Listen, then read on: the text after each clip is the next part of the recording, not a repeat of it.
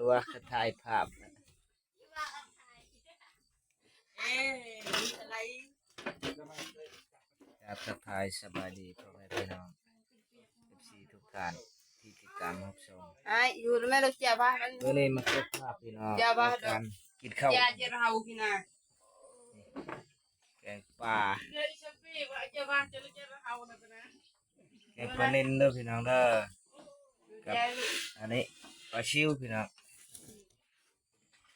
กินข้าวนำกันพี่น้อง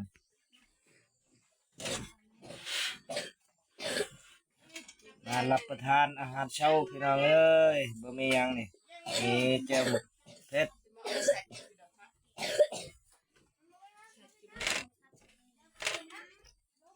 กับปลานิลเผา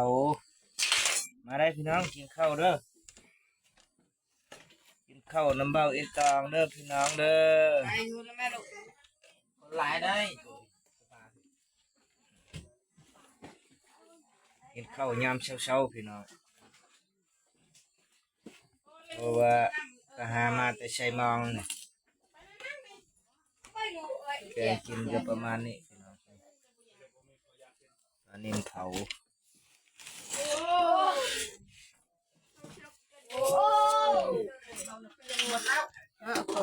มาพี่น้องกินข้าว ลองนะแม่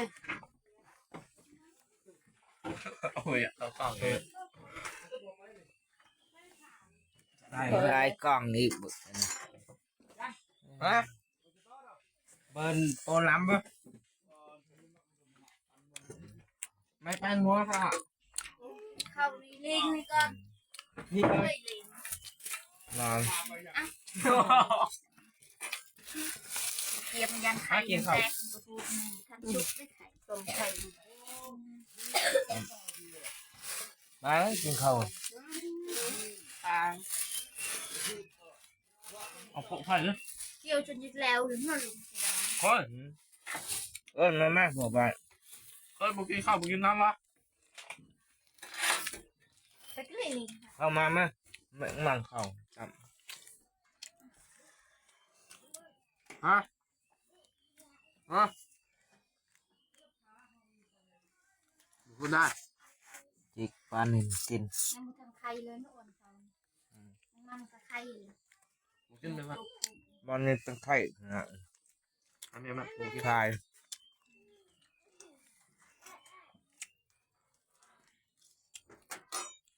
ไข่บนนี้ดูประมาณไข่หอม ปลาชิวพี่น้อง ไม่เห็น ดูนะกินข้าวเขานะ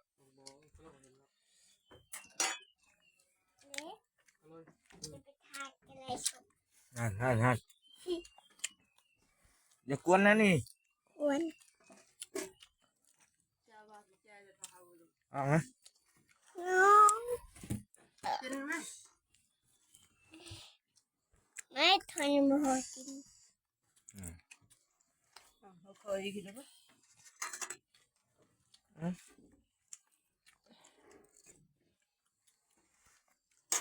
เนี่ยต้องเบ็ดมันมัดแค่ม้วน นี่สูตรปลาสูตรสูตรปัง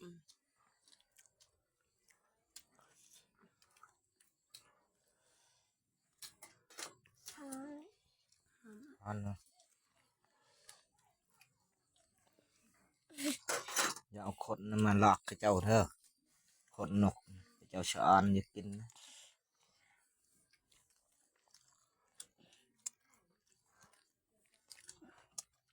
หลายคนหนา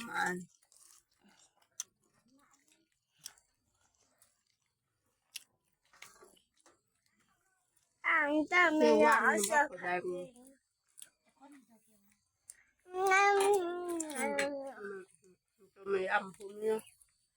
บ้าจันมาเบิกนั่งข้าง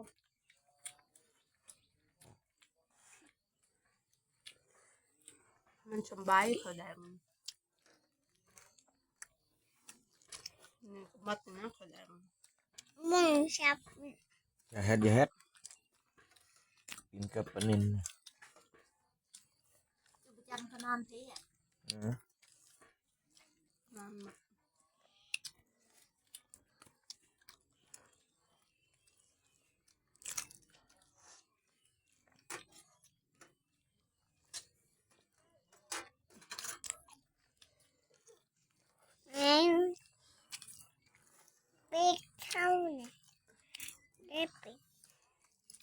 ประมาณนี้พี่น้องสุดท้ายนี้ขอกล่าวคำว่าสบายดี